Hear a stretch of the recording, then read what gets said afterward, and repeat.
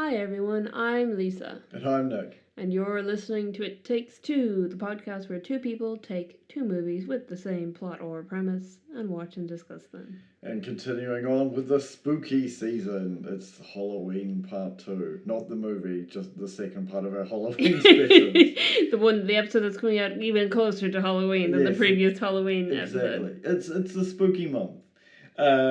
So, on this episode, we cover 1979, the Amityville Horror, and 1980, The Shining. Yep.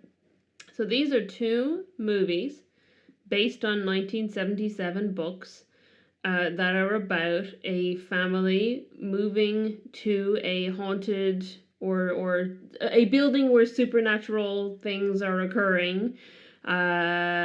And eventually accumulate with the father of the family attempting to murder the whole family with an axe.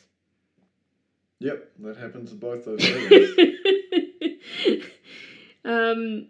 Yeah, it's very interesting to me that that not only did the movies come out very close to each other, but the books they're based on both came out very close to each other. Which had you seen?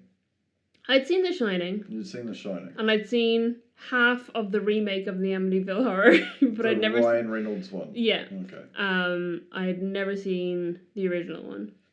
So it was interesting to watch it. Obviously, I felt like this with The Evil Dead, that there's like a different pacing to movies and especially horror movies, I think, from that era. In what way? Just I don't know. They're more slow burn than definitely a lot more. You can see, for example, with The Shining, the kid who played Danny in it, whose name is also Danny, the actor. They told him they were just filming a drama. Yeah. And I can understand how someone in one of these horror movies from that era, like, could believe that they're in a drama, because they do play out like a drama, and then some things happen, whereas a lot of modern day horror, it's jump scare, jump scare, jump scare, jump scare. So there's definitely, I mean, like when we watch The Wicker Man as well, The Wicker Man has that real slow moving the intense drama. The one with Christopher Lee in it is so good. Yeah. It's great. And that's also 70s horror. Yeah. So it's the same era. So this would have come out, or both these films would have come out between that and Evil Dead. So we're sticking with that general era of horror. We'll get into other eras. It's funny too, because so many Stephen King books have been had movie adaptations. Yeah. And he dislikes a lot of them. Yeah, he hates The Shining. Yeah, he hates The Shining. And it's hilarious because have you seen Maximum Overdrive? No. Okay. For the three people who have ever seen that are listening to this podcast that have seen Maximum Overdrive, you'll know exactly what I'm talking about. Because he was the one who took that movie to direct it. Right. And it is amazingly awful. Right. Well, this is did he enjoy that one himself? I don't know. I think it was in his cocaine era. I was gonna say writing 500-page books every 6 weeks. But around this time last year, we did Rosencrantz, Guildenstern Are Dead, which is a Tom Stoppard play, and Tom Stoppard was the one who adapted it, and he hates his own adaptation of it. Yeah. So I think it's just to a certain extent, and I mean definitely with The Shining. From what I can tell, I haven't read the book, but it seems like Stanley Kubrick took a lot of liberties and really changed it for the movie. Yeah, from what I remember, the book more focuses around Danny being the main character rather than Jack. It does feel, watching the movie though, I do feel that Danny is the main character. Yeah. I know when people talk about it, as a concept, the idea is that Jack is the main character, but he's not. He's secondary. Danny is definitely the protagonist of that film. It's an interesting movie because so many people like, we could sit here and basically plagiarize a bunch of other people's work and go over every single little detail and how, like, Stanley Kubrick did all these really amazing things and there's all these impossible shots and all this other stuff and like at the same time, the reason that the room number was changed and Danny's wearing an Apollo shirt is because Stanley Kubrick helped fake the moon landing and all that other bullshit. And it's like, no, like, that is one avenue we could go down, but I'm not going down with this. Well, apparently, and I didn't take much note of them, but apparently both of these movies had a whole load of myths around them, which are just straight up not true. Yeah. To the point that I was like, there's not even any point in me really going into depth with these because, like, it's just so many stories around the making of these films that just were outright lies. Yeah. The part early on in the Amityville Horror that made me laugh out loud while we were watching it is so it's obviously, Amityville Horror takes place in a house with a boat dock, like a wet dock, which is like a boat shed. Yeah, they got a boat shed. Gardening shed that could be an entire house by itself on this massive property with like so many bedrooms. I was trying to remember what you laughed at, and I know what it is. A basement, an attic, like huge space on a river, and they're like, it's $80,000. And it's like, fuck off it's the like 70s. 4 stories high. Yeah, fuck off the 70s. And they were like, I don't know if we can afford this. It might as well be $800,000. Yeah. I'd be like, it's probably worth $5 million. I was going to $8 million. Yeah. It's probably worth way more than that, like $20 million or something. It's the 4-story house with that much land. It's also the fact that if what happened in that house actually happened, like, so the plot of the beginning of the movie is that someone who lived there went crazy and gunned down his entire family during a thunderstorm. Yeah, so that did happen. Yeah. That's real. So if that happened, and then the family who moved into it, because only white people ever move into, like, oh my god, an entire family was brutally killed in this house, it's on sale, let's buy it and move our family in. If that legitimately did happen, that is probably a tourist destination or a tourist hotel. Oh, you could turn that into like a freaky, novelty place and rent out rooms at $1,000 a day.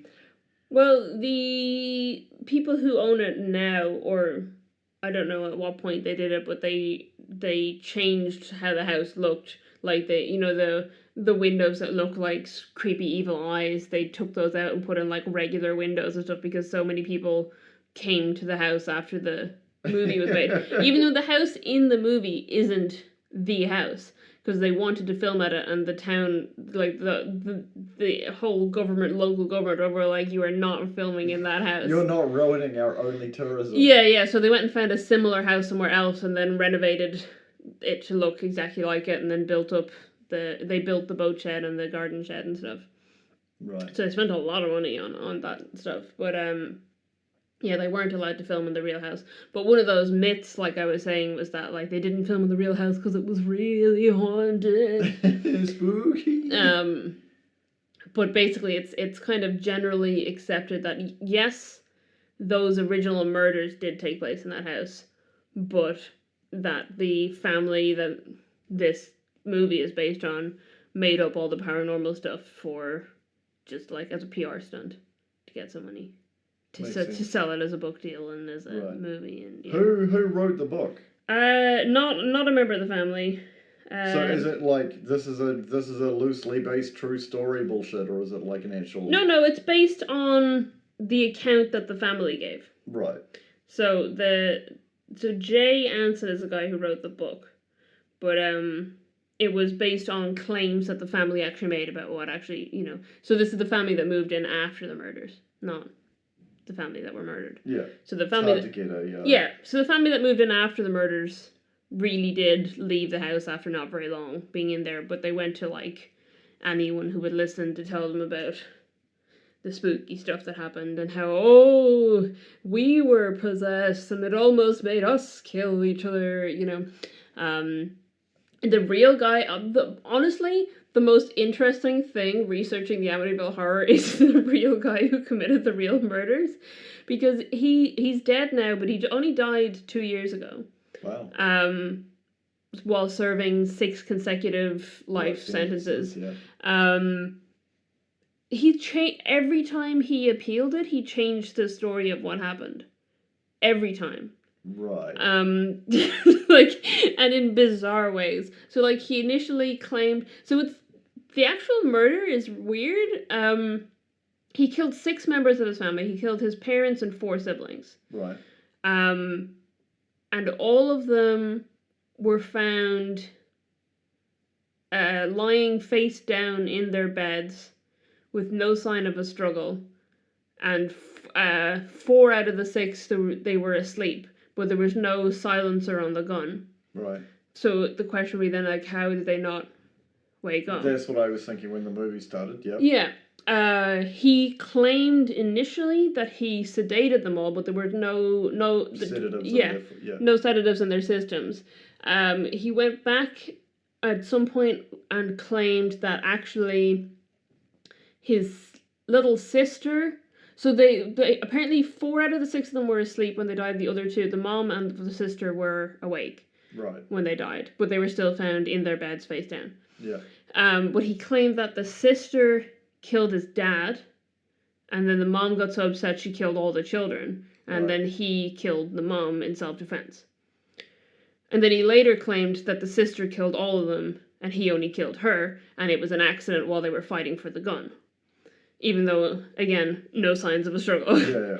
And then he also claimed that he was living in a different state at the time and had gotten married. He was 23 years old, and his siblings were all younger.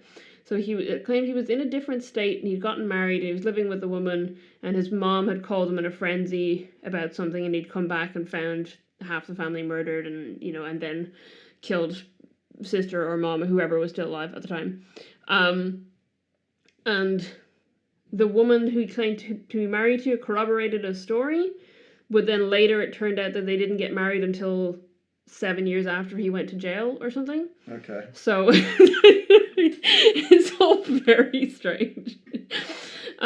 He's changed, like, I think he initially put in a plea of insanity and said that the voices told him to kill them. Yeah. And then the reason he got all the life sentences was because they proved that actually he had like an antisocial personality disorder and was well aware of what he had done and did it intentionally. Right.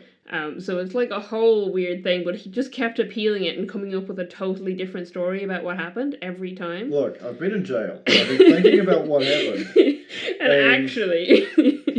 what actually happened was this. And every time his appeals were denied. And in most cases, like, that you can find out about, the judges were like, no, he's clearly fabricated this story. So it's...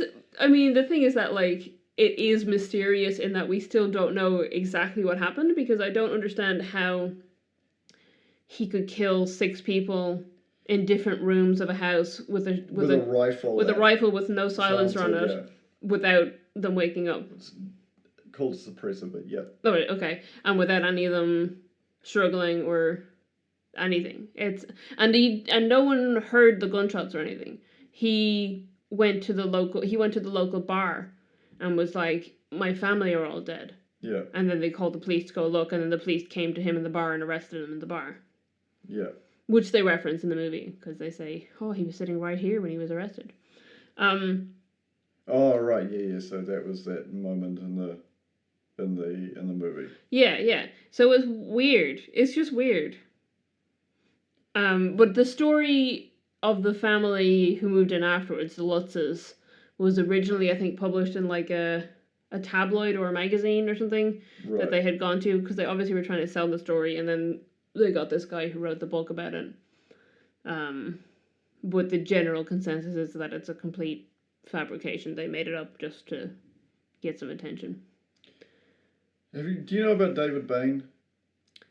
David Bain? Yeah. I don't think so. I don't know. So David Bain was a New Zealander who killed his entire family. Right. And he was let out of prison a couple of years ago because basically you didn't have a fair trial. Okay. Because everybody knew. Everybody knew. Right. It's a very interesting story, and again, it just reminds me of all the stuff he did was like super weird afterwards. It's a whole thing you could go into talking about like people killing their family. Like it takes a real degenerate, sick person to kill your family members. Like I can understand certain circumstances, like the guy, I can't remember his name now, but he was supposed to be the second coming of Christ and God's children cult.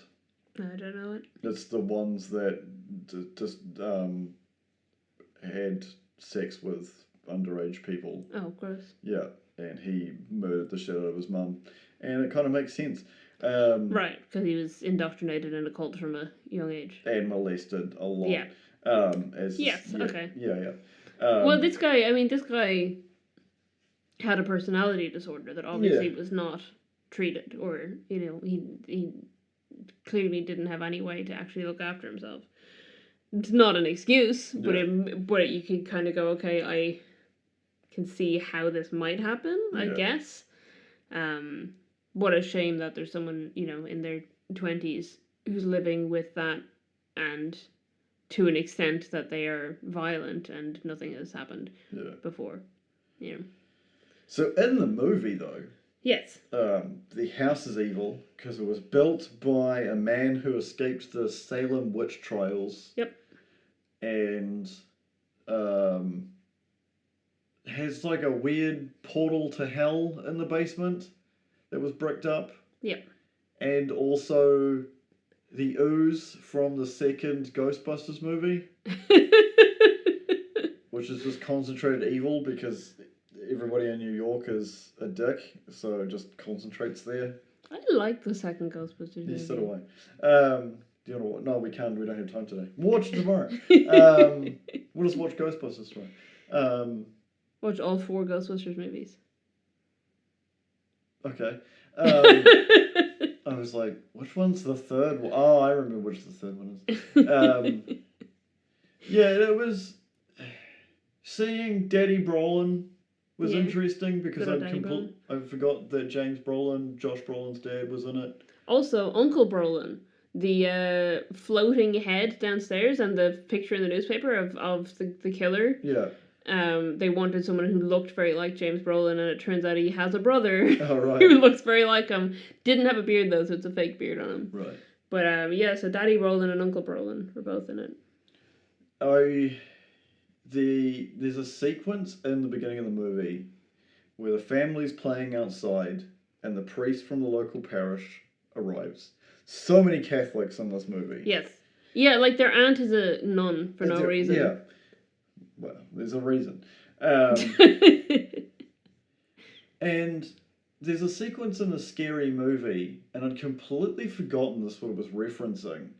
It's James Woods, and it's mixed up with The Exorcist. Right. So he turns up and he's like, oh, we're going to perform an exorcism on the girl. Mm-hmm. But he goes in the bathroom to take a dump, and that's where he's like struggling and sweating, and like the flies are all over him. Right. And I was like, oh my god, I'd forgotten this was a reference to the Amityville Horror, because I haven't seen like Amityville Horror since probably the 90s. There's 2 bits of trivia about that sequence. The first one is probably well known in horror circles, I don't know, which is that to get the flies to land on his head, they just like covered his head in honey. Makes sense. Or like sugary water. Yeah. But my favorite piece of trivia about this movie is that the cinematographer has a phobia of insects. Oh no. And they kept making him do like close-up shots of flies, and he couldn't look in the camera. So much of that is him like pointing the camera at the flies and looking away like, oh god. I just can't imagine like the dedication though of that cinematographer that he's so scared and he's like, I'm just gonna point it at the flies and look the other way. There's just something great about that. Oh, poor guy. That must have been so scary though for him if he's like proper phobic of insects. Because there were so many flies. Yeah. There's like a crazy amount of flies in that movie and in that scene especially. But like they kept you in close-ups of them. The thing that I thought during that sequence is they either would have had to have bought flies. Yeah. Or got someone to birth a bunch of flies, because you can do it. You just like Right. hang meat in your backyard and then like harvest all the maggots and let them turn into pupa.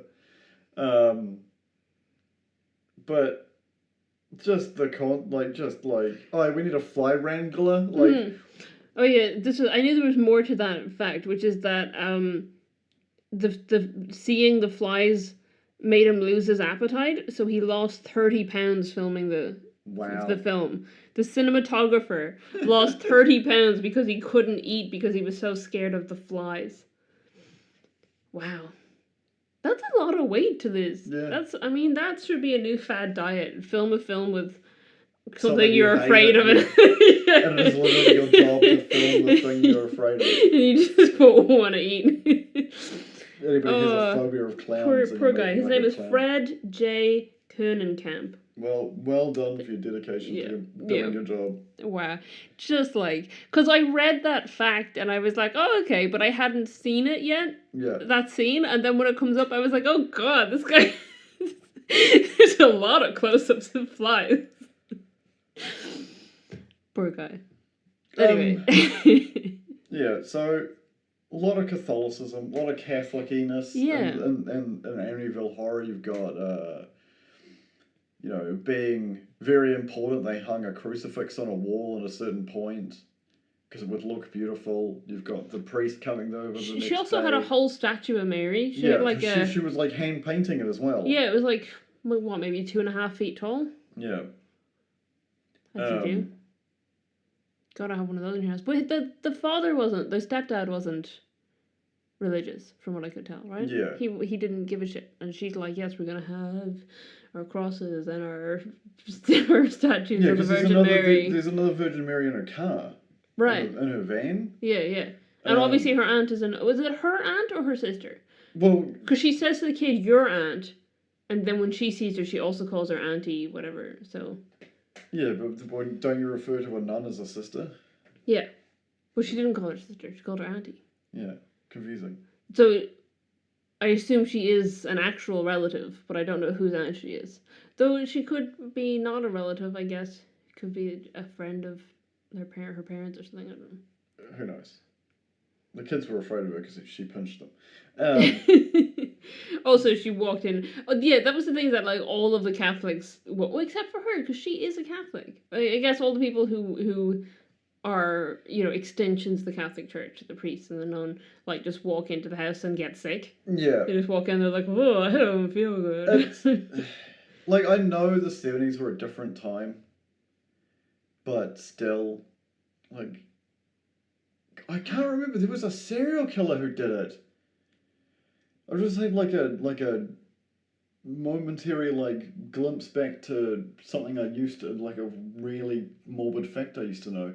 There was a serial killer who used to just walk around and open people's front doors. Because back in the day, people didn't lock their front doors, and anybody who had a locked front door, he was just like, oh, well, clearly they don't want me in their house murdering them, so I'm just going to move on to the next door neighbours. Yeah. And that's how he chose people. Well, that's like how axe murderers originally began, was they would just travel by train. Yeah. And they'd get off the train and be like, okay, just going to go into the first house with the doors open and kill all the family, and then get back on the next train. And that was how they didn't realize they were serial killers for so long, was because they didn't, because there would be individual sheriffs, looking after in different... They didn't have, a crime database. Yeah, so they did, and, so the crimes were happening in different states and different cities, and they had no idea that the other crimes were even happening, never mind that they might be connected. Yeah. And it was a long time before they realized, oh, these are all stops along this train line. Talking about all the religious people getting sick, I suddenly remembered that when I saw the remake of the Amityville Horror, I couldn't finish it because I got sick. So now I'm wondering, was it haunted? Did I get haunted? Just projectile vomited and had to go home. Maybe. Weird. I hadn't thought about that until we were just talking about it, and then I was like, wait a second, I got sick Yeah. watching the Amityville Horror. Um, We'll see when we, eventually we're probably going to have to do this film again with the remake. And fair enough. we'll see if I get sick watching it that time. Okay. Moving on. The Shining. The Shining, yeah. Most people have seen the movie. It's like the 75th most influential movie of all time. It's Stanley Kubrick's confession that he faked the moon landing. That was one of the myths. That was a lie. Yeah. Jack Nicholson's performance is absolutely fantastic, and the movie wouldn't be the same without him. Well, Stephen King thinks it's awful and ruined the movie. Yeah. Well, if you've ever read a Stephen King novel, he's an awful writer and ruins his own story. Here's a question for you. Okay. So the movie is obviously about. So the concept is. The boy's got the Shining. Danny has the Shining, which means that he can It's the Shining, don't you want to get? Yeah, the Shining. Yeah. He can sense that he's got it's like over empathy, whatever. He can sense things that are going on. He can see dead things, whatever. He see dead people. He has a psychic ability, essentially, kind of. Yeah. And the concept of this movie in particular, and the book, I guess, is that a place can have the Shining, can have a version of the Shining, and that this hotel has a version of the Shining, which is what the guy Hallowe'en explains to him, and it's the concept of the original book was just what if a place was evil? That was the starting point for it. Yeah, it's a very strong Stephen King idea. Yeah, so the whole kind of crux of the movie is Danny's got the Shining. This hotel has got the Shining, and the hotel does not like Danny be in here. Yet it's perfectly fine with Nick, the guy who's the head chef. Yeah, that also has the Shining. I think it's because Danny's supposed to have super strong Shining, right? Have you seen Dr. Sleep? No, I haven't. Dr. Sleep is really good, actually. Okay. You should watch that at some point. He's an alpha level mutant. Yeah. So he's super attuned to everything. Yeah. And whatever his flavor of Shining is, and the hotel's flavor of Shining don't mesh. I wish you could see what Lisa's doing with her hands right now. It's hilarious. But here is my question to you, going back to how I started this. Yeah. Do you think Jack has the Shining? No, Jack is an alcoholic and a woman abuser, a child abuser, and a piece of shit human being. Yeah, that's all true. And in my opinion, if you're right about the whole Shining trying to kill Danny because it's trying to chew him up and spit him out. Yeah. What does Ebenezer Scrooge say? You're a bad crumb of cheese? No. there's more of gravy than of grave about you. Yeah. So the hotel resort that's built on an Indian burial ground in the mountains with a bunch of Indian art inside it doesn't like Danny, and then is trying to break his father into murdering them. Yeah. And because he's a recovering alcoholic, and the way it appears to him is in the gold lounge, whatever it is, the giant ballroom. Yeah. And of course, for insurance reasons, the hotel takes the alcohol away. Yeah. And he just goes in there. His entire, pause on what I was about to say.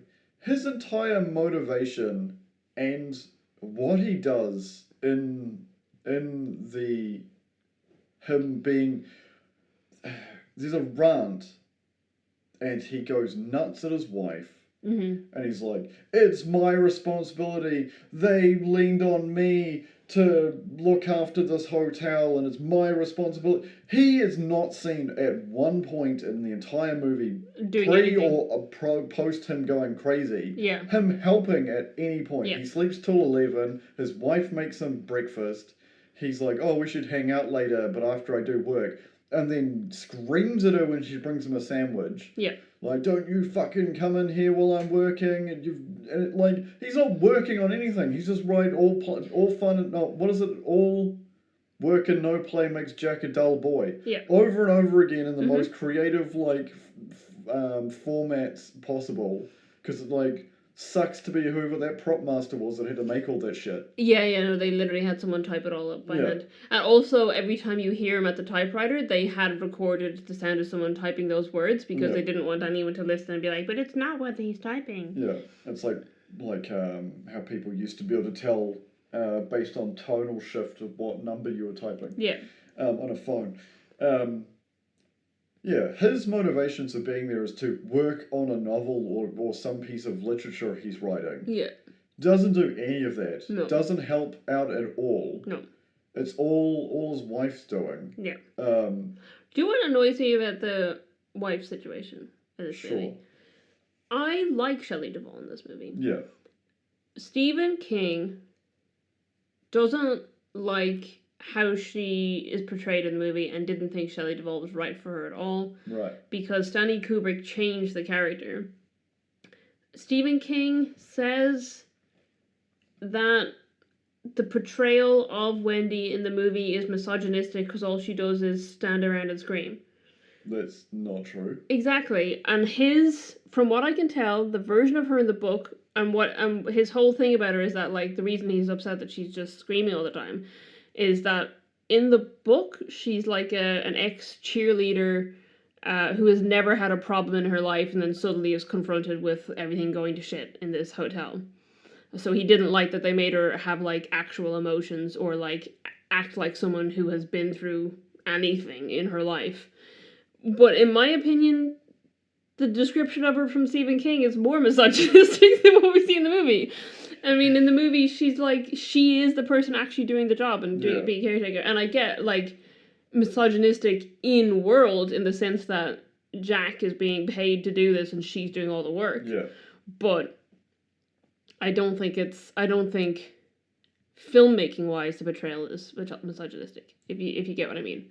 I think she's a real and relatively well-rounded character for a side character in a movie that's not really about her. Yeah, the thing is that it's a very famous thing that I'll mention because, you know, I'm a true fan like everybody else who's listening.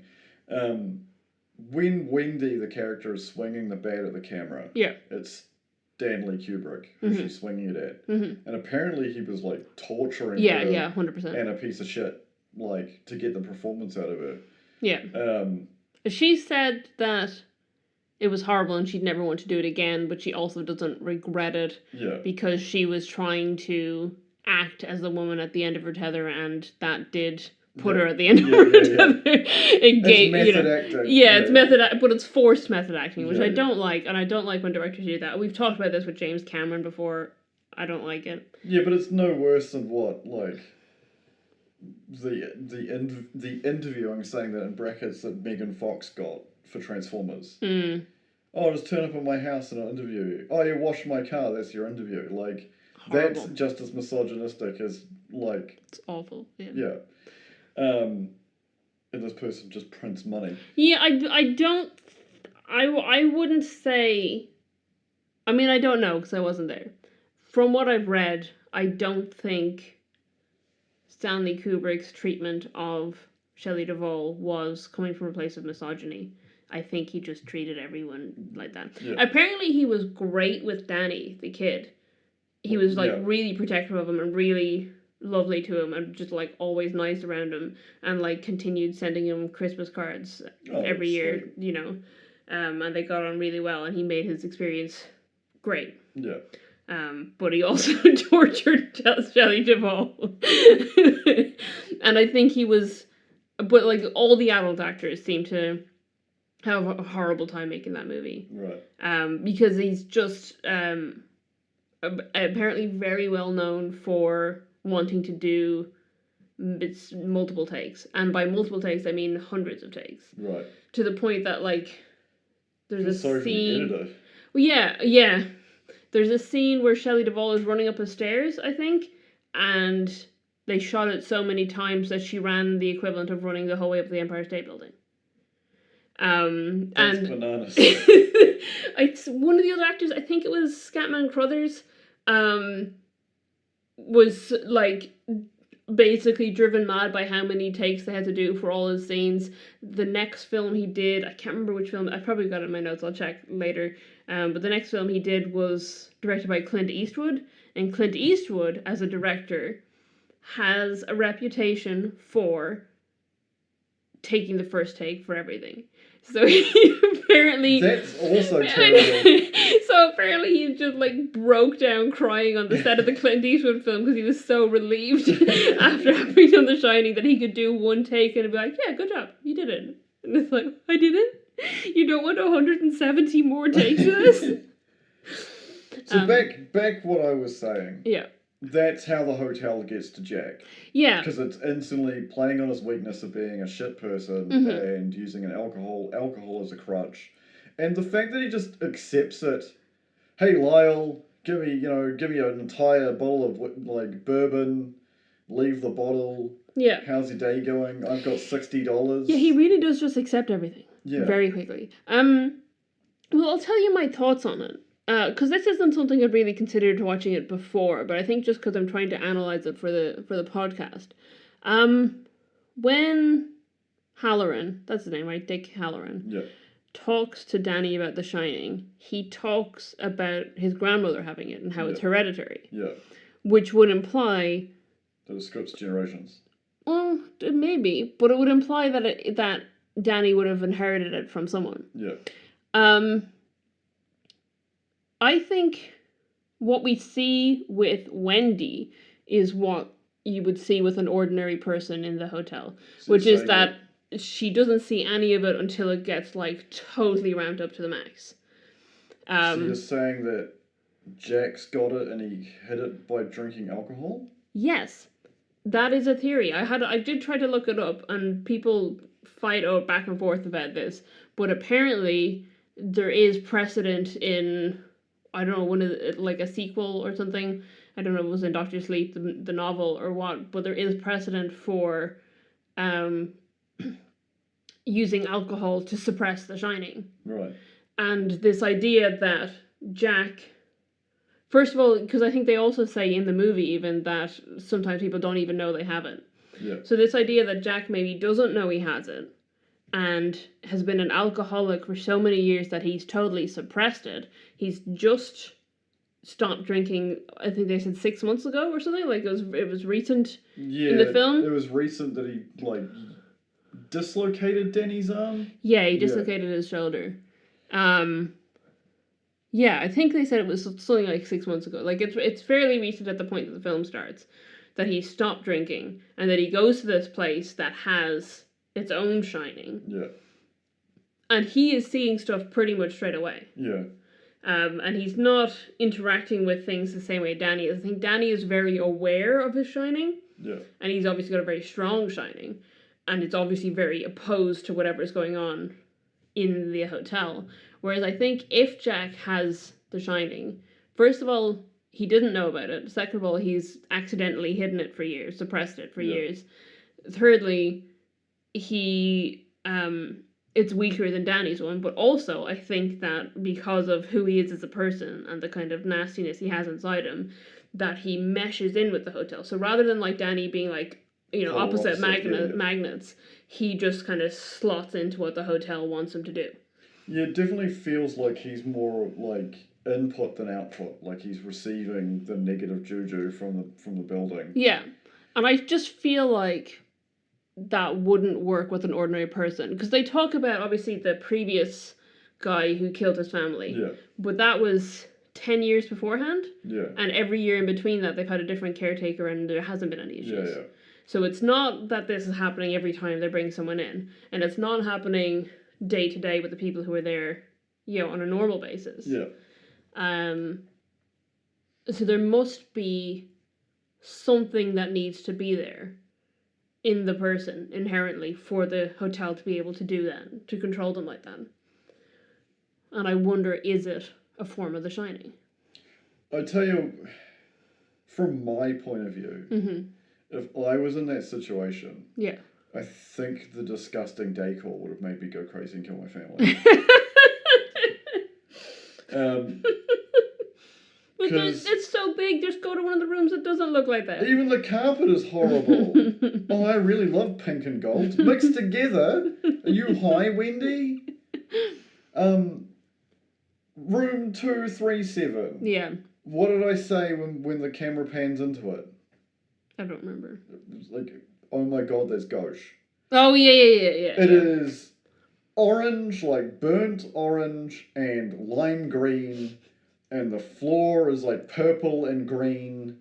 It looks like a bunch of clowns were cannibals and ate Kermit the Frog and then vomited. Like the carpet. Well, it wouldn't be cannibals to eat Kermit the Frog. If they're clown muppets. Clown muppets? You didn't specify muppets. Well, you just said clowns. I was thinking muppets. Okay. Anyway. Because there are, like, the whole plot of the first Muppet movie is that people want to eat frogs. Yeah, they're called the French. Yeah. They attacked New Zealand in 1986. Oh God! Oh no! Turn off the podcast now. The clowns. Yeah, just everything about the decor in that building is atrocious. Regardless of like all the fake corridors and impossible rooms that Stanley put in was amazing cinematography. Like. Cinematography is amazing. Everything about the actual decor, the size, the weird little, like, Adam Savage brought this up because he remade it. Mm-hmm. The hedge maze is completely different. The one that's a model is different from what it looks like. What's actually out there, yeah. So Adam Savage, when he rebuilt the model of the hedge maze, had a lot of fun trying to figure out which friggin' one was real. Yeah. And I watched the entire thing, and it's now in the Stanley Kubrick Museum after it like toured the world with his like collection. Bunch of stuff from like 2001, which thankfully you've finally seen. Everything about it is well done, but like. There were certain scenes that just remind me of The Thing as well. So, I think if we, like, were offered, what is it, May till October? Or was it October to May? It was October to May, right? Yeah. Yeah. Yeah, because there would be... No. Oh, there's winter in America, because I keep forgetting how northern and southern hemispheres work. Yeah. I think we could handle it. Oh, yeah. 100%. Like, I just bring a PS5 and a bunch of games that I never like platinumed, and I'll just like platinum Dark Souls and Demon Souls and Elden Ring. Oh no, I've already done Dark Souls, so it'd have to be Elden Ring. Bring a whole lot of movies. Yeah, and just like I think even back then we could have had VHS tapes or could we? 70. I don't know. Maybe the weird suddenly like the weird flammable tapes they had. Oh, yeah. People had like plug-in wall projectors back then. You'd have something in a hotel. Yeah. Obviously, their own theater or something. Just watch whatever they have. The amount of food, like you're not going to starve to death, and there seems to be like a free-for-all, like eat as much as you want. Yeah. Which is hilarious when Jack gets trapped in the walk-in because he's just literally. Does what I would do, which is pass out on a bag of salt after eating like several packets of like tinned peanuts and Oreos. Like, I have a head injury. I'm gonna eat a bunch of sugary and salty things and then have a nap. Like, that's brain health right there. I did have a thought when we were watching it. I think is inspired by the previous episode we did, which is that The Shining really is just a cabin in the woods movie. Yeah. Just a very elaborate cabin. Yeah.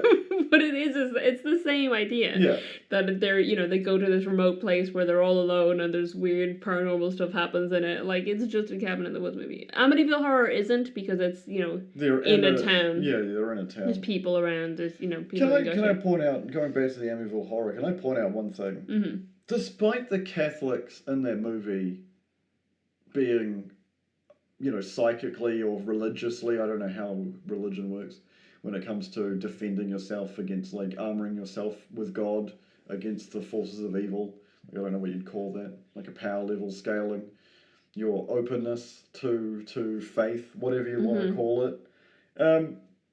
They do a really shit job of trying to contact the people. Oh yeah, absolutely. It's like, But also the demons in the house cut off the phone lines all the time. there are other ways to contact which people they other do than the in The phone. Shining as well. The demons shut off the No, phone it's the lines. storm that does it. It's not the demons. Here's another question for you. Carolyn in the Amityville Horror, the one who like is like, we must go to the basement. There's something behind this wall. Yeah. Does she have The Shining? No, she's just like a crystal girl. She's just like done too much amethyst dust, and now she's like in tune with the spirit world. She's like the psychic version of a horse girl. But she's like outside and can sense it, and it's just like, I must go inside. I must go to the basement. Yeah, she's just coming down. It was There's something in this wall. It's a gate to hell. It was the 70s. She's just coming down off something. Yeah, I know like the free love movement and all that sort of like era was then, but you know, didn't actually make, because it was like a resurgence in the occult stuff. Like I think every movie in the 80s, there was like a kids movie always had like some sort of mystical, like the American Travelers, the like the what are they called, the fair. What were they called? You know, when the circus turns up, and there's always someone like looking into a crystal ball and giving you like bizarre things that'll come true. It was just a very era of that time, and I think it was just a resurgence of it. So no, I don't think she's got The Shining. I think she's just done too much amethyst. She felt like she had The Shining. Yeah. But then, like, why does it also affect just the true Catholics? Yeah, I don't know. It must be just to do with, like, the sacrament they've made or the commitment they've made to God. Because the idea... they can just sense evil. Well, no, it's the other way around, I think. So the evil's trying to get them. Yeah, so what I think is happening is, because priests, at least, and I believe nuns as well, the kind of idea is that rather than going through the sacrament of marriage, they essentially marry themselves to God. So they are like speaking directly to God, etc., etc. So this, whatever is supposed to be in this house, especially because they claim it's a gateway to hell later in the film, rejects that. It's like putting, holy water on a zombie or whatever in movies media where that burns them. I think Zombies? Holy water? Really? Okay. Maybe that's just in the Thief games. Yeah, so I think it's that idea that, like, whatever evil is there is just, like, because the house has this sentient evil in it, it's, like, pushing its antibodies against this holy thing that's come into it. Right.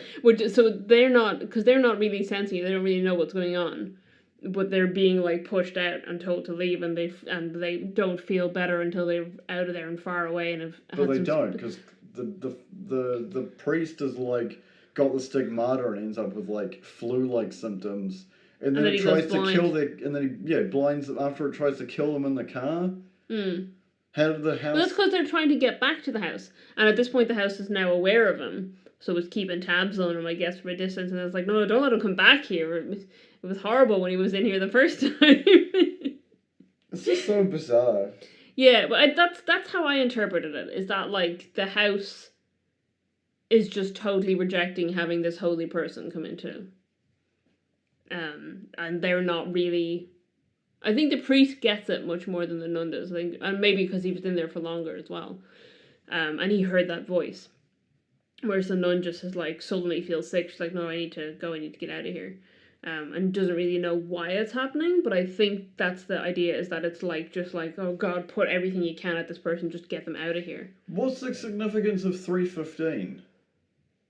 3:14 is pi, but like, what's 3:15? What do you mean? Because that's the time that the clock always gets... Oh, that's just the time that the murders happened, the original. Yeah, but then why is the house choosing that time to affect people? Because the people who lived in the house after the actual murder wanted to claim that whatever happened to him happened to them too, and that was the time he killed his family. Okay.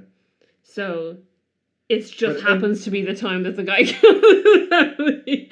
And then they were like, oh yeah, at that time every day for us too. We woke up and did weird stuff. Yeah. I don't believe the Lutzes. They're liars. It does feel like an ambient sort of... It is a good movie, though. I enjoy the movie. Yeah, the movie's fine. But, like, the true story, the true story, I don't believe actually happened. They're part of it. Obviously, the other family were sadly slaughtered by their son/brother. Well, that would be why. Oh, wait, no. Yeah, because obviously killed his siblings. In my mind, I was just like, oh, yeah, incest baby. Go No. Son brother. The incest is in the other movie. Uncle Dad. Where they have Jack Nicholson reading an article on how to not sleep with your child or something. Yeah, that was weird. Is there anything else you want to cover? I don't know how long we've been going for. Feels like a while. Yeah, we're probably nearing the end of it. I think... Do we want to similarity-wise? Obviously, the kind of relatively sentient evil house slash hotel. Yeah. You know, you got the father who starts to try to kill his family with an axe. Yeah. Obviously, in the Amityville Horror, he's stopped much sooner. Yeah. And he because he doesn't want to do it. I don't think he's as in tune with it as obviously Jack is in the Outlook. It's very much like it's wearing them down rather than trying to like possess them and take over. Yeah, but it definitely is doing, because him with the axe, I don't think he knows what's going on. He just seems to be constantly like all about his axe life. Whereas he's making. Yeah, but when he does the axe through the bathroom door, he's not comprehending that those are his kids in there, because he sees his wife as someone else at first, and then he suddenly realizes, oh shit, that's my wife. Yeah. Whereas Jack Nicholson doing the axe through the bathroom door, in a very similar scene, is like, hey, I'm gonna come in there and I'm gonna kill you. And he wants to do that. It's funny because, like, again, you know, every other fan of the movie will know is that Jack Nicholson used to be a volunteer fireman, and they kept busting down the doors too quickly. Yeah. So they deliberately made doors that would be easy to break. Yeah. Because they were expecting just like regular actor. Yeah. But he just like smashed through them instantly. And they're like, okay, we need to build stronger doors. It's like, oh, we did not factor his volunteer fireman experience into this. Weather in both the movies is very important. Yeah, you got the blizzard obviously in The Shining, and then it's in the Amityville Horror. There's a storm the night of the murders, and there's a storm the night that the house tries to get him, George, to murder his family. Yeah. Both of them have a kid who has an imaginary friend who is not really an imaginary friend. Yeah, Jodie seems to be like one of the kids that lived in the house. Jodie is not one of the kids that live in the house. We see Jodie at one point, and Jodie is clearly a giant pig. And I don't understand the significance of that. Because what the daughter says, Amy says about Jodie when she talks about the previous family, is she says Jodie told her about the little boy who used to live in her room. Right. And he's dead, and Jodie wants them all to play together. Forever. And then obviously, with Danny in The Shining, you get him, his imaginary friend is Tony, who is apparently actually Danny from the future communicating with his past self, which is a whole weird thing. Oh, we've explained the red rum thing why it's backwards. Yeah. So his real name is... So his name is Danny Anthony... I've forgotten their last name. I almost said Nicholson. That's not right. Oh my god, why can't I think of their name? Jack and Danny... Nope, I've lost it. I've lost their name. I knew it. It's gone. It's out of my head. Okay. Anyway, his middle name is Anthony, so the future version of himself is going by Tony. Right. So he's communicating with his past self. And that's also, I guess, why he's able to give himself visions of things that are going to happen in his future. But he also then sees the daughters of the previous guy who murdered his family, and they're Which don't make sense, because they look like twins, and they look like the same age and height, but they're supposed to be They're supposed to be 8 and 10 years old. Yeah. And they're misconceived as twins. They cast a set of twins to play them. Yeah. The actresses playing them are twins. Why would, if you don't want people to accidentally think your characters are twins, don't cast twins to play them. It doesn't make any sense. Yeah.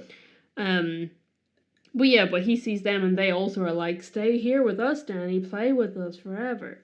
So they both have like a child who's in tune to what's going on and has an imaginary friend who isn't really an imaginary friend and has dead kids who want to play with them. Mm-hmm. What other similarities are there? There's a bunch, I feel like. I don't know. I like both films.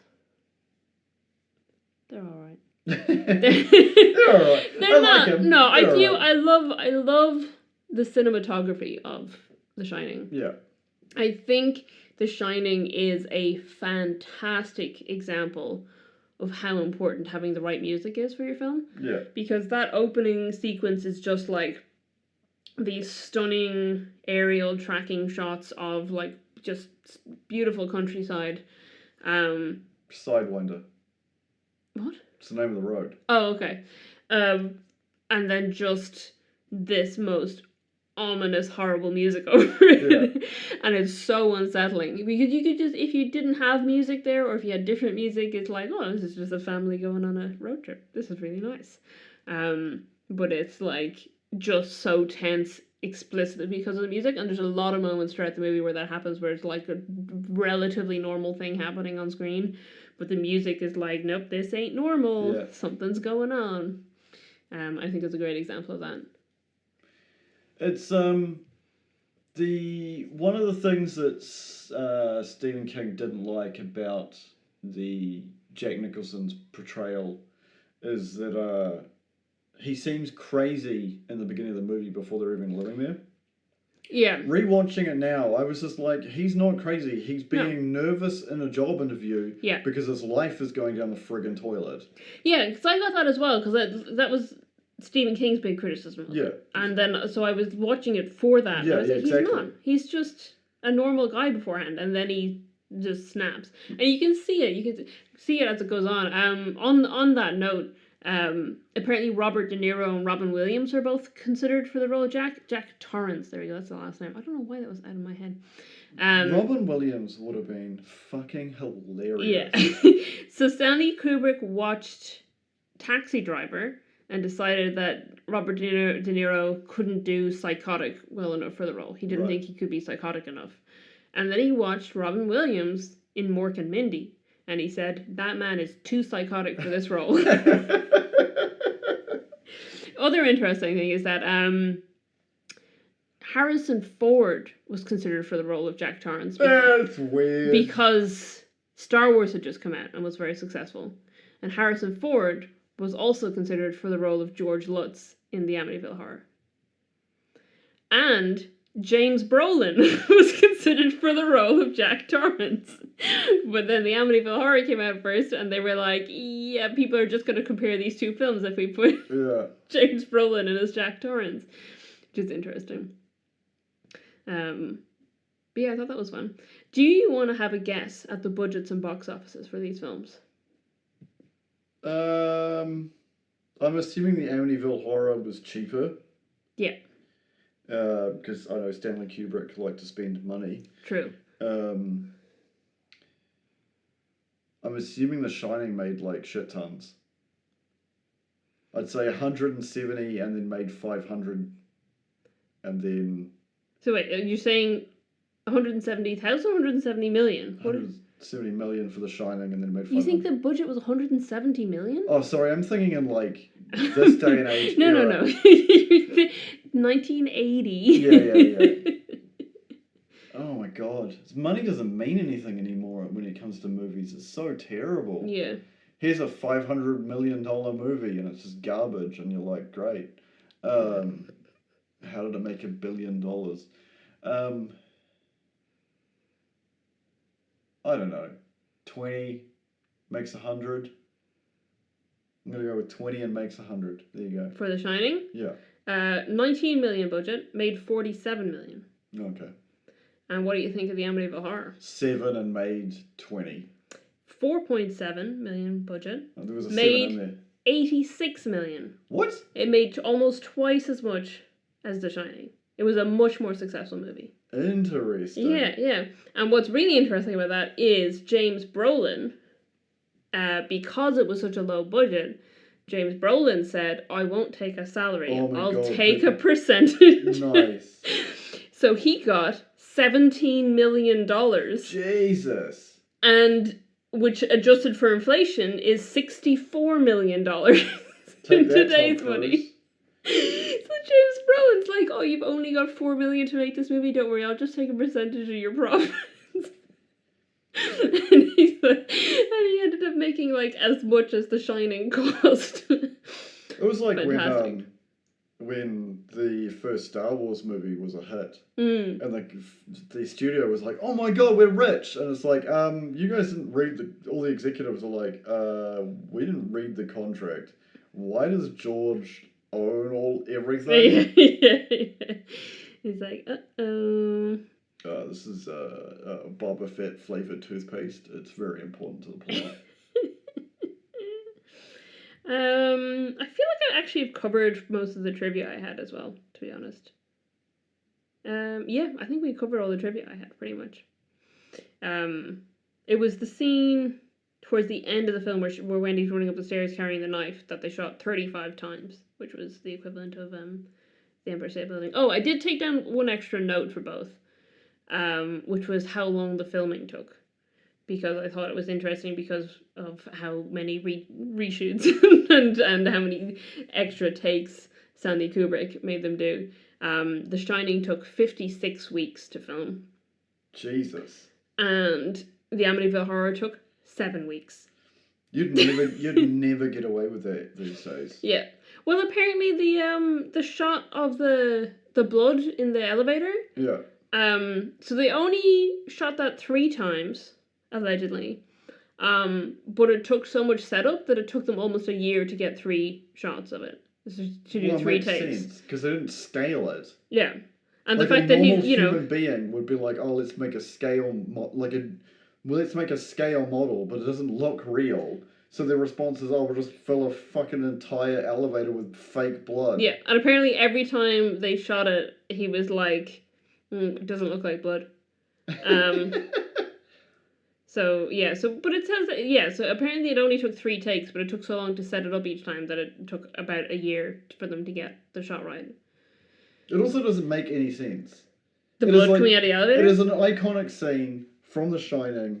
Everybody knows that scene who's like in some sort of zeitgeist of horror movies or just pop culture. We referenced it in our previous episode. Yeah.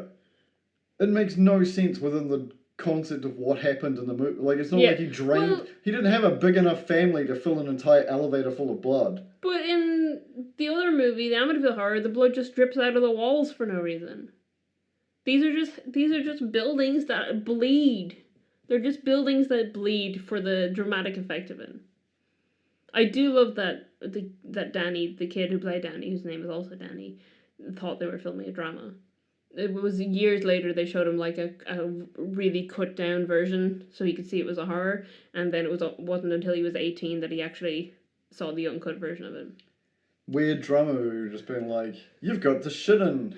Yeah, I just don't understand. I mean, there's definitely scenes where I'm like, yeah, cool, this is a drama, I can understand. But like when he's walking around carrying a big knife going, red rum, what did he think he was filming? Did he just think it was like a drama about a kid who was a bit psychotic? Like, Tony. Yeah, I get the imaginary friend, the little Tony finger thing that he was doing.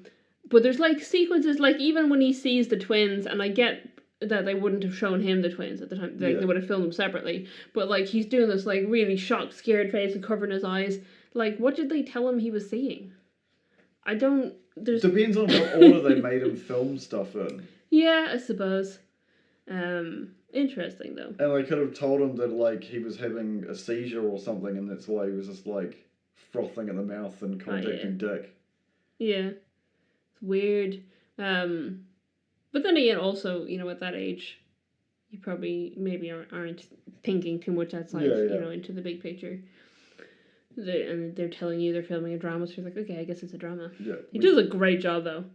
A really good child actor, in my Yeah. opinion. And also adorable. He's so cute. He's such a sweet little kid. Red Rum. Thank you for joining us. You can find us on the internet and other places other than just inside your ears. We have our own website. It is ittakes2.co.nz. We don't use Twitter anymore because Elon Musk is crazy. Twitter doesn't exist anymore. Yeah. It's X now. No, it's still Twitter. In the footnotes, there'll be a link to our Discord, which, I encourage you to join because we have, feel free to join the episode discussion there. Yeah, episode discussion. We've got a memes channel. We've got a TV film channel if you want to go talk about what you're watching at the moment, what your favourite films are. Yeah, it's a lot of fun. Feel free to review us if your platform you're currently listening to allows you to do that. Even rate us if it's one that allows ratings but not reviews, such as Spotify. Right. Though Spotify now lets you do a Q&A so you can answer and tell us what you liked about this episode. Interesting. I didn't know you could do that. Yeah. The default is just like, what did you like about this episode? Mostly I leave it at the default because I don't know what other questions to ask. But you can let us know if you're a Spotify listener what you enjoyed most about this episode. And we can pin your response so that other people who are considering listening to it will go, oh, I'll like this episode. We talked about an elevator full of blood. I love talking about bloody elevators. Yeah. It's my favourite topic.